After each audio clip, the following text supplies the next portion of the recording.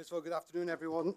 And thank you, Rabbi Sana and Rabbi Gore, as well as the whole committee for organizing this great, big, beautiful OU Eruv conference. I'm privileged and honored to have been asked to speak here today. Before I start, some housekeeping. Number one, I'm not a dayan or a posek or a rav, so I will not be giving you any halachic pesokim today. Number two, since the beginning of time, communal Eruvin world over have always been riddled with politics. I will not be discussing any politics. So what am I doing here? I hear you say. So here's to me hoping that at the very least my English accent will keep you entertained. I don't have much time, so fasten your seatbelts and let's go.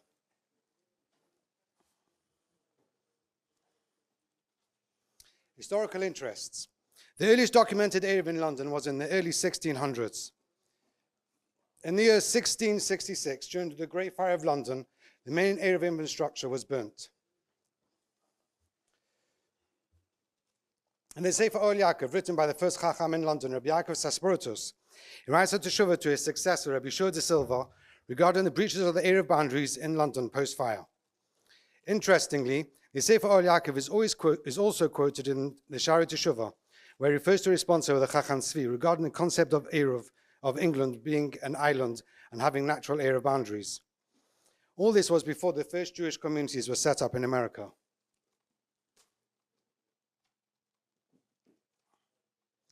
Fast forward about 300 years, and I'm in Yeshiva in Manchester, UK.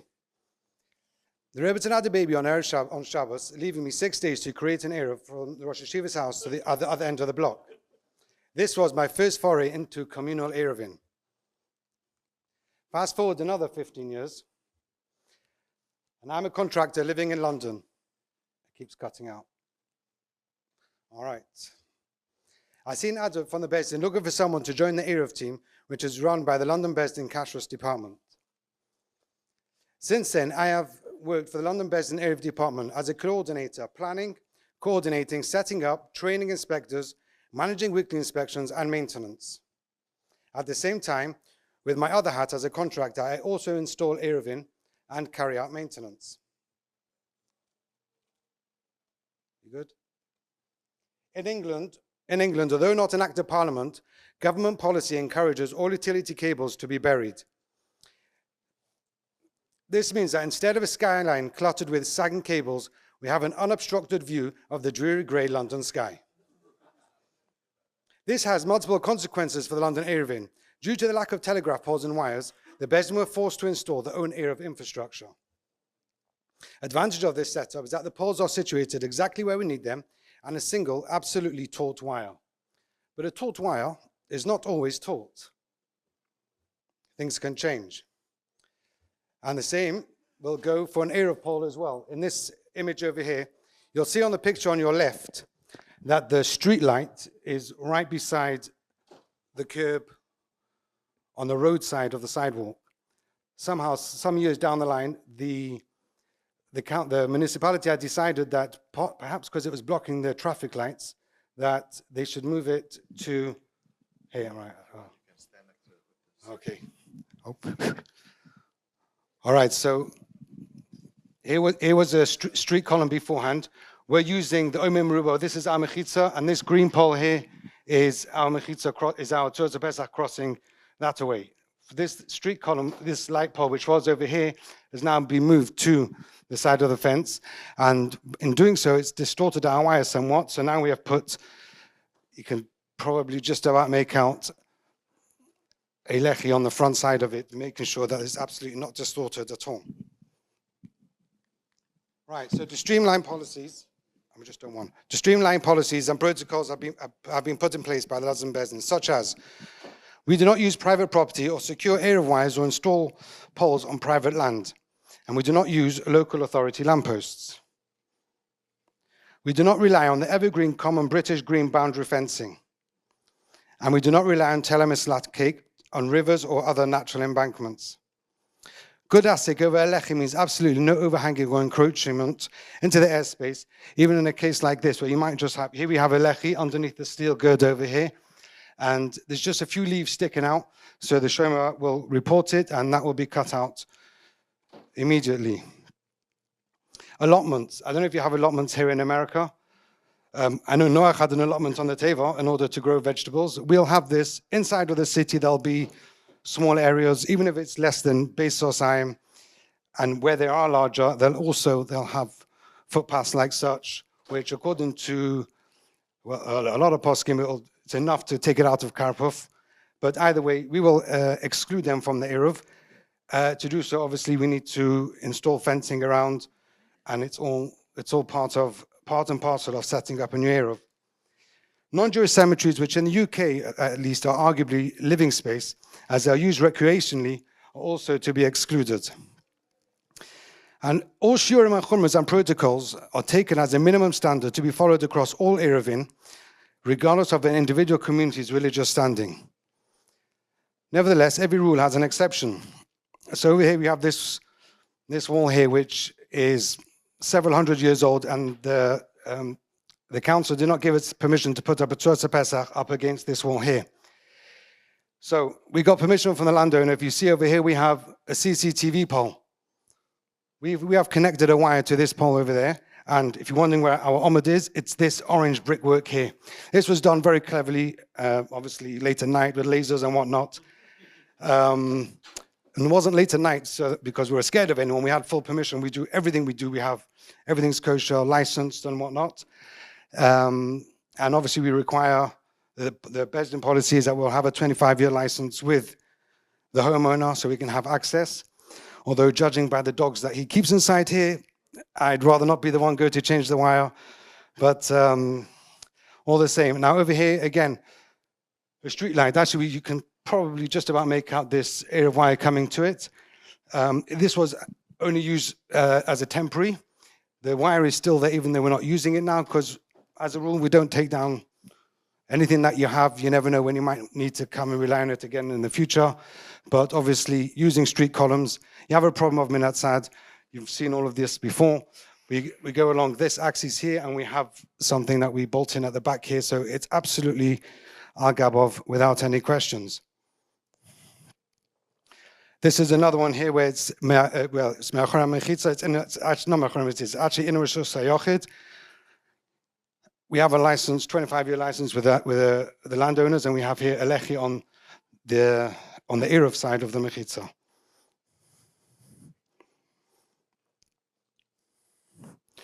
So, an area wishing to establish an Eruv will contact the London Bezdin, and the shul will then set up their own Eruv committee. Together with a designated Bezdin coordinator, which is usually myself, and the architect, the initial area is outlined, and the coordinator and the architect will plan a route. The coordinator will literally walk the walk, every inch of the boundary, to ensure all has been accounted for. Now, the idea of this is, in England at least, we use actual mechitzas for our Eruv. We're not relying on a series of Tzorza Pesach all the way down the road. Everything is close together, and in an average Eruv, let's say, of 10-mile radius, we'll have 95% of it is actually brick houses, and a Tzorza Pesach, maybe 50 Tzorza Pesachim are in a 10-mile radius, just to cross over streets or to close off a thoroughfare which is going in or out of the Eruv. Documentation is drawn up for planning permission. And then we continue to walk the walk and talk the talk with the Dayanim and the Kashrus department. And all of these considerations is just the beginning of the boundary setup. We still need to go through the entire area inside of the area in grid formation, be it by foot, with drones, Google Maps, you name it. We need to check for Karfov, water, lakes, train or storm drains that exit out of the Eruv. The exit is not necessarily anywhere near the boundary of the Eruv, and obviously all of this needs to be closed. Once planning is approved, the lengthy legal process to obtain licenses begin. The license is to enable us to keep the apparatus on the public footpath, which includes for the wires which are oversailing the public airspace. This demands a huge amount of legal fees and bureaucracy and can easily take months.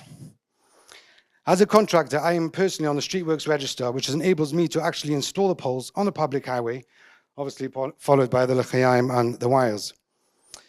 Once all is finally installed, we'll run a 3-week dry test before officially going live. And during this time, the Bezdin will usually hold a pre-Eruv launch inauguration evening in the shul, discussing items from the obvious, like you still can't carry your cell phone, to things which are less known, like gifting on Shabbos. You go to your house, you want to take a box of chocolates or whatever it may be, and ensuring that the children always know that there's always an Eruv. So, logistics. All costs from planning stage through to installation and ongoing inspections and maintenance are paid for by the individual community. The Bezdin gives the hechsher and maintains full control of the kashrus side ongoing, and this remains the case throughout the process.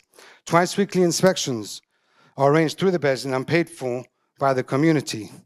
All reports on repairs go through the Bezdin kashrus department.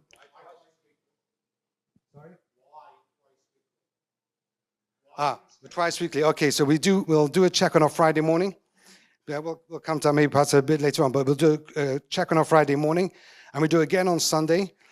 The point being, Friday will be even if it's in the dark, because it has to be done first thing in the morning, and then a Sunday check, which helps to maintain a chazaka, and also must be in daylight, so we can check all those other places that aren't vulnerable or necessary to be checked on a Friday, that some other Eruvin may check only once in 6 months. We'll do that on a Sunday. It could do, because it helps us at least to prove that it was up for Shabbos.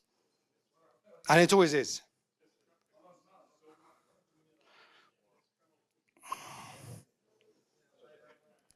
Right, weekly notifications. Weekly notifications and website updates are also only controlled and sent out by the Bezdin Kashrus department. We have a traffic light system on the London Eruv website, and which is also updated by the Kashrus department. Feel free, if you're getting bored, go check out the website, www.eruv.co.uk. This is a mobile view of the website. You can see here, you've got all your mapping. You can plan here to and from where you go and check you're within the Eruv. And there's all your various different Eruvin. Motzei Shabbos automatically goes back to amber. And then once it's all checked and any repairs have been done individually, they'll go up to green. Once they go to green, the system is set up to automatically send out any text messages, WhatsApp, email updates to whoever subscribed to that specific Eruv. Right. Poles. Again, we're not using these to go as a series of poles all the way down the street. For that, we have mechitzas. And this is just for crossing streets. So all our Eruv poles are hot dip galvanized steel for longevity. We don't have telegraph poles. These are all our own steel poles. After they are polycarbon coated to avoid weathering. Like a lot of the poles in Eretz Yisrael, we have hooks on the side. I should have put some more pictures of these perhaps. We have hooks on the side, roughly 2.5 meters above ground. So a regular step ladder, very easy access. And with a telescopic pole, you can just lift the wire over a V on the top and just go on a nice casual walk across the road and tie it to the other side. Wires.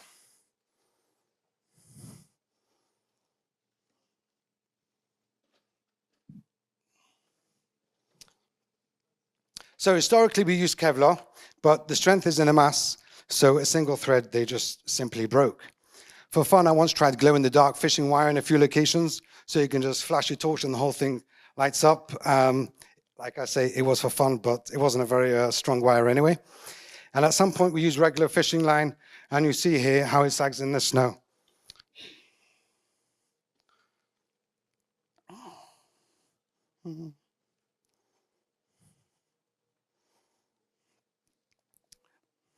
It's got a mind of its own. Okay, this is a separate discussion, like I think it was Asa spoke about yesterday. We do have more than 4 tefachim on. It's off the screen here, but that's a discussion for another time. But here you see what will happen to a not strong enough fishing line. You just knock it with any stick, and everything comes, and it's just pops back into position. But either way, this is an old wire which we're not using anymore. Later we use shark wire, which I purchased from the Isle of Man, where sharking is legal, even though there are no sharks. Now we have translucent monofilament with a breaking point in excess of 660 pounds, which I purchased from Moshe Katz, not that one, but he was actually in school with me. He's my counterpart, and he does very much what I do in the north of England. So that's a picture of the new Eruv wire up close. This was taken by the installer from the top of the pole. Now, when it comes to telephone wires, as you see here, this is on a street where we do have a telegraph pole, which wasn't wires which weren't buried. What's happened is the telegraph pole has moved away from it's intersecting with our Eruv wire. It's moved away now, as you can see, kinking the Eruv wire. My Mendy here is gone. He's going to put the Eruv wire now underneath. He's just showing me how much space he does have. The sad fact of the matter is, telegraph poles, every 6 months they move the other way. And now in this location I have two Eruv wires, one on top of the telephone pole, and one underneath. And that way I'm always covered. Now, it would be remiss of myself not to discuss Dalsos. No, we don't really have much time for it, but I spent many months under the guidance of Daim Posen and Rabbi Goldblatt, bespoke manufacturing different boxes and housings and whatnot in order to make these dalsos. These are, because of the weight, these are made of rubber, aluminium coated. We've cut out the middle, obviously, again, because of weight, and it allows the wind to pass through, making sure that they will stand in the wind. And they are all individually made with, and they've got wheels at the bottom.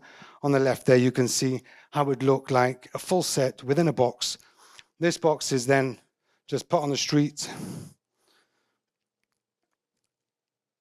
And this is a Dallas in action.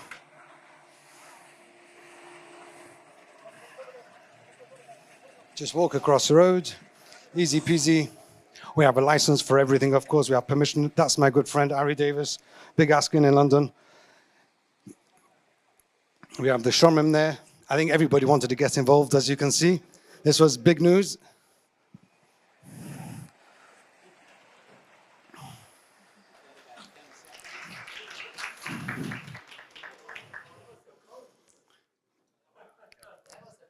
Right.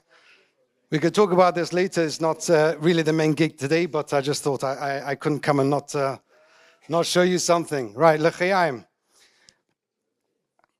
If it's near traffic, I'll use a 10mm clear. I'm not sure what you can see in my rings here. This picture is not actually my picture. I just took this off Google View. I'm using this gantry. I'm using this gantry here, and so this is on and off of the freeway. So inside of these, I've got plastic L'chaim, 10mm perspex, shatterproof, dazzle, anti-dazzle. Often under bridges, we'll use a 2x6. Very simple. Now here we had a situation where the brick wall, which was here, has been taken down. I have here steel. It's not really a lechi, it's more of a filler just to bring it within 3 to 4 chim of the new fence that has been put in. Here was one where we had the same idea, and our favorite shrimmer at the back there, Pinchas Goldberg, he sent me the picture on the left, probably 5 o'clock in the morning, and this is what we had installed, well, very shortly after. Quick, easy fix until we got the steel ones back in place. Now, under the bridges here, so we check on, well, we'll come to that soon. Yes, of course, they have day jobs. And, but the reason we have to complete the checks before 8 o'clock in the morning, simply because on a short, stormy Friday afternoon, Shabbos comes in at 3 o'clock. So I need to make sure that in the worst case scenario, even if I've got 3, 4, or maybe 5 breaks, maybe I'm dealing with a storm like I did a couple of years ago when we were doing some fence repairs, I know that everything's going to be absolutely bulletproof before Shabbos. So 8 o'clock in the morning, if you don't fancy getting up at 5 o'clock, 6 o'clock, job's not for you. Right. Under the bridge here, we're actually using the bridge as our Tzursa Pesach. So I've got my L'chaim here. These are actually much the same as the Eruv poles, metal. But you can see running through the bridge here, I've got something protruding so that won't have to be brought out a little bit from the wall.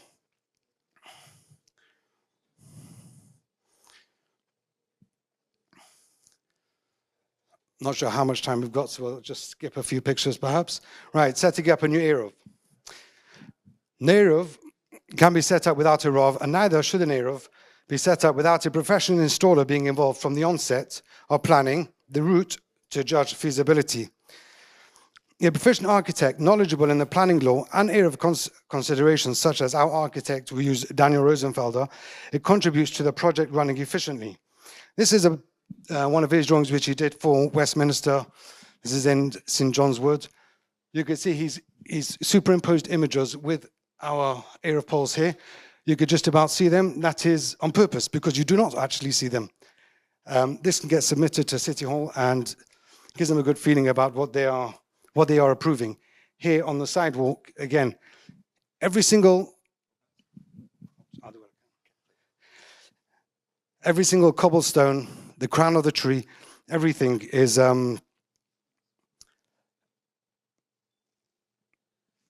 right. Just got to work out what I'm going to skip and what I'm not going to skip. Right, the point is, okay, Eruv in the UK are literally as safe as houses, as the houses are so close together, mostly less than 10 amas between houses.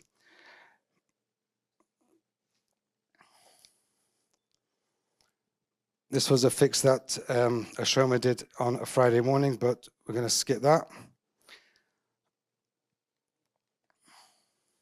All right, here we had,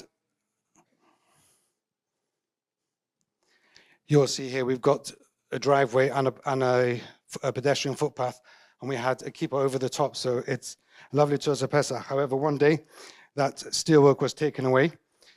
Now, when the doors are all closed, that's all very nice and fine.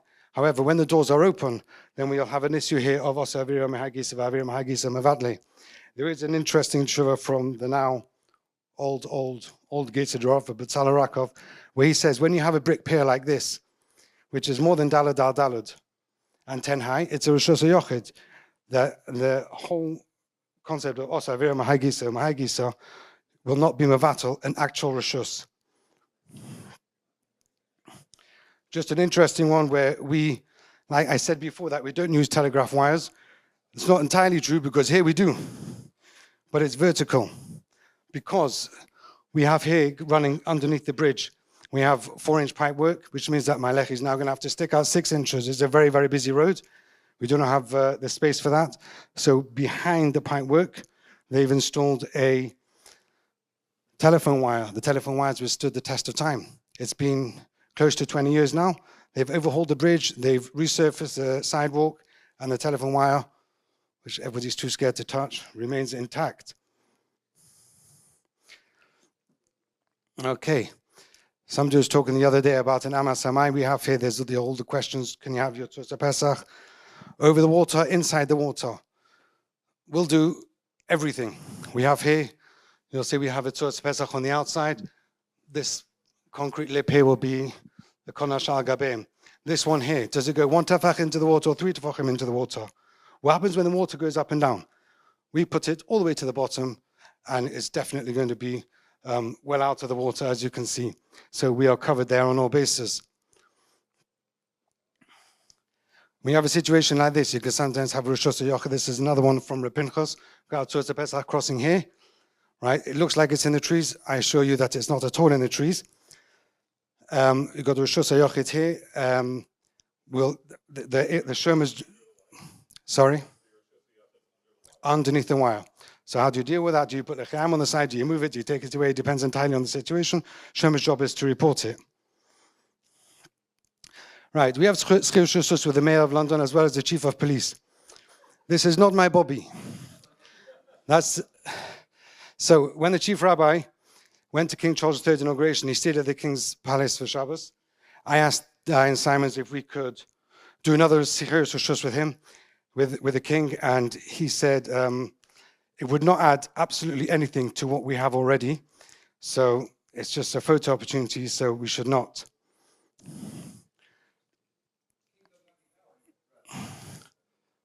Now, here we have, this is all on my Eruv website, but here we have 11 Eruvin, which are all connected. And they are managed by all all the cash is run through the London Basin holistically.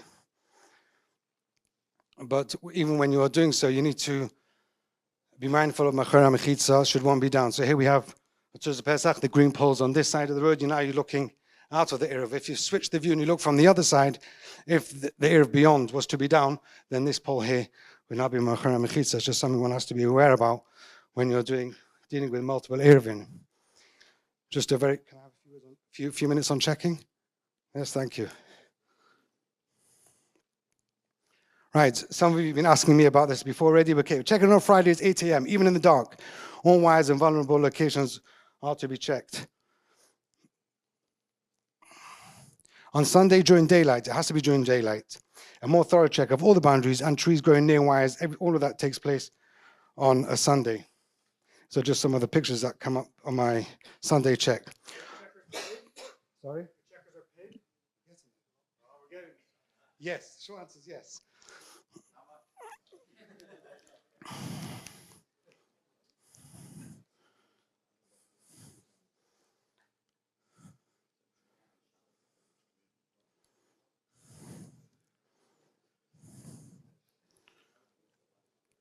Right, most areas will have 2 or 3 inspectors. We have about 30 inspectors and checkers, and each inspector will have a route of approximately 1 hour. The inspector's job is not to pass gunners, they are trained on the boundaries of the Eruv. Obviously, any breaks or changes need to be reported.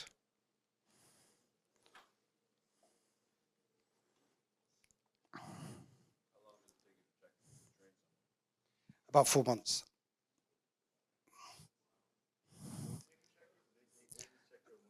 So they rotate.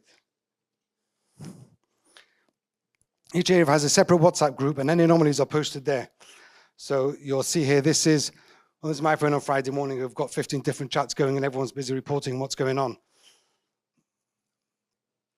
And then this will be, from the Beslin side of things, we'll have another group with a contractor, where he will just, those messages will just get forwarded on, and you can see everything. They just post that everything's been repaired and everything's good, and then we'll usually send somebody back to check on it. Right, managing the area process.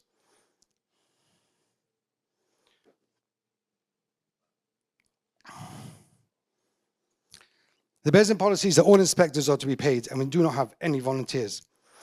This gives extra sense of responsibility to the inspector, and I will tell you, more importantly, it gives a sense of ownership to the paying community.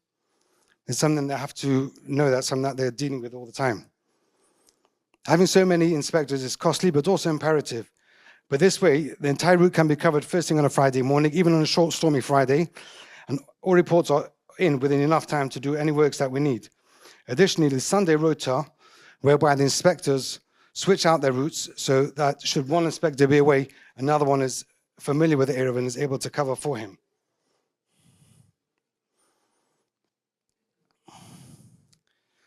So this happens to have been last year, this past summer vacation.